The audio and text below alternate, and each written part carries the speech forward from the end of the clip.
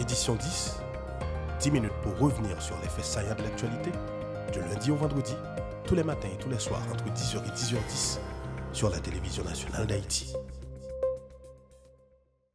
Vendredi 6 septembre 2024, mesdames, messieurs, c'est la dernière sortie d'édition 10 pour cette semaine. Bonsoir à tous et bienvenue. Au micro pour la présentation, Faïna Oulan. Au sommaire de l'actualité, les autorités ont décrété pour un mois l'état d'urgence sécuritaire sur tout le territoire national. L'arrêté entérinant le décret sur l'état d'urgence a été publié dans le numéro 44 spécial du 3 septembre 2024 du journal officiel de la République, Le Moniteur. Une décision visant à intensifier la traque des gangs criminels qui ne cessent de terroriser la population. Tout récemment, mercredi 4 septembre 2024, du matériel et des armes ont été délivrés aux forces armées d'Haïti, FADH, en vue de faciliter la lutte contre les bandits armés qui endeuillent les familles. Les autorités ont transféré aux forces armées d'Haïti, FADH, tout le matériel qui était au service du Centre national d'équipement CNE, une initiative qui vise à renforcer les capacités opérationnelles des militaires. Il s'agissait d'un total de 715 engins lourds, dont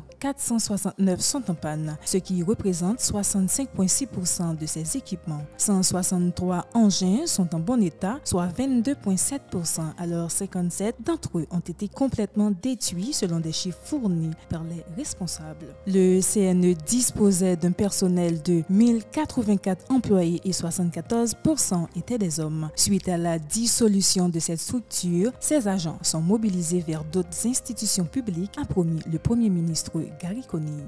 Toujours dans l'actualité, le 8 septembre ramènera les 20 ans d'existence de l'unité de lutte contre la corruption, l'USCC. Une commémoration axée sur la transparence. Pour marquer cette date, les responsables ont organisé le 6 septembre 2024 à Pétionville une cérémonie en présence notamment du Premier ministre Gary Conille et de la ministre de l'Économie et des Finances, Kathleen Florestal. L'occasion pour les différents acteurs de renouveler leur engagement de dynamiser la lutte contre les pratiques de corruption dans le pays.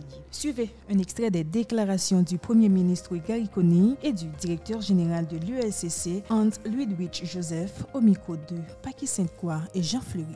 Le décret du 8 septembre 2004 qui a créé cet organisme de l'État a compris qu'il fallait accorder pleine et entière autonomie à l'unité de lutte contre la corruption afin qu'elle puisse non seulement réprimer avec force et engagement les actes de corruption, mais aussi et surtout sensibiliser et éduquer la population sur les méfaits rageurs, catastrophiques, destructeurs de ce phénomène sur la survie de la République.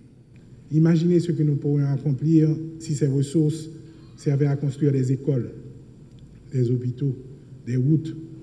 Imaginez si chaque centime d'argent public était utilisé pour les biens du peuple haïtien.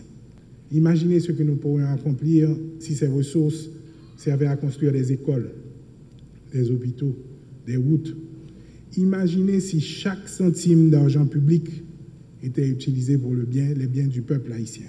Le Conseil présidentiel de transition et le gouvernement ont décidé de créer 4 nouveaux tribunaux de première instance dans les juridictions de Belader, de Ouanamène, de Limbé et de Jean Rabel. Une décision adoptée en Conseil des ministres. Le décret a été publié le 4 septembre 2024 dans le numéro 45 spécial du journal officiel de la République, Le Moniteur. Plusieurs communes seront rattachées à chaque TPI respectif et les décisions en appel seront prises par les cours d'appel des chefs-lieux des départements concernés. Le TPI de Ouanamène aura sous sa juridiction les communes de Ouanamène, Capotille, Mont-Organisé, Caris, Vallière et Montbain-Crochu. Au TPI de Limbé seront attachées les communes de Limbé, du Bas-Limbé, de Plaisance, Pilate, Borgne et Port-Magot. Et le TPI de Belader aura sous sa juridiction les communes de Belader, Las Caobas, Savanette et Baptiste. Parallèlement, un tribunal de paix a été créé à Mao-Rouge, la deuxième section communale de Mol-Saint-Nicolas. Il dépendra du TPI de Jean-Rabel, auquel seront rattachées les communes de Jean-Rabel, de Mol-Saint-Nicolas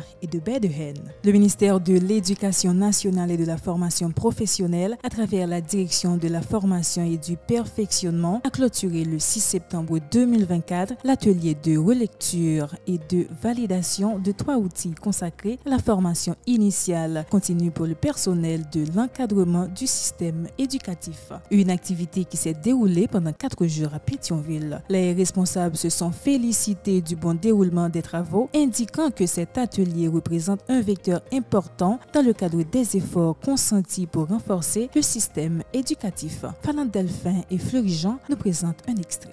Une fois que l'atelier ça fini, nous allons faire en sorte que nous rentrions commentaires, suggestions, toute analyse qui fait et que ce soit par et direction technique, ce que nous faisons déjà, que ce soit par direction et partenaires de l'éducation qui pourraient permettre que nous ficelons les documents et que nous procéder à la distribution pour nous eux-mêmes au courant de toute disposition que nous prenons. Bon, nous avons plusieurs projets d'Acadie en perspective, surtout c'est la question de la formation des enseignants et on a programmé une formation sur les 4 nouvelles matières. Nous avons aussi une formation prévue à l'intention des inspecteurs, des conseillers pédagogiques sur le livre unique.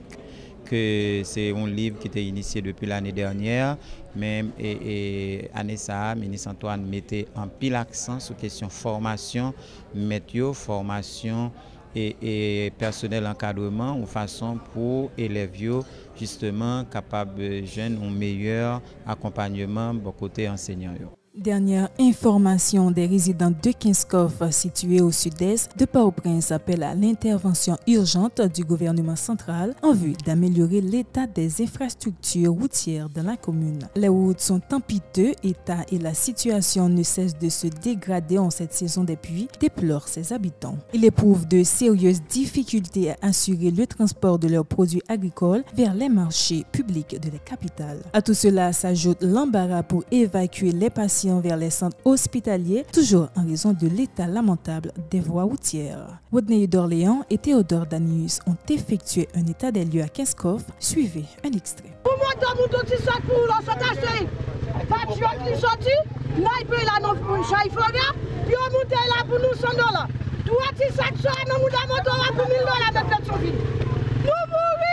La route là est vraiment impraticable, même pour mon à pied.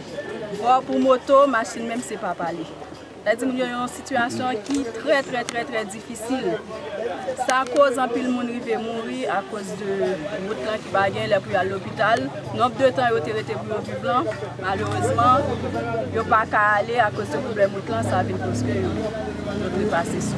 Il y a 5 côtés qui c'est plus gros danger qui pour nous dans route là, notamment ici là c'est une, notamment nous dans mon Kajak, nous avons mon petit filang qui c'est 2, ou avons mon petit pokon, ou avons mon petit miska. Après ça nous avons mon cheval. Mesdames, Messieurs, c'est la fin d'édition 10 pour cette semaine. On se donne rendez-vous lundi à pareille heure. Bonne soirée tout le monde. Édition 10, 10 minutes pour revenir sur les faits saillants de l'actualité, du lundi au vendredi, tous les matins et tous les soirs entre 10h et 10h10 sur la télévision nationale d'Haïti.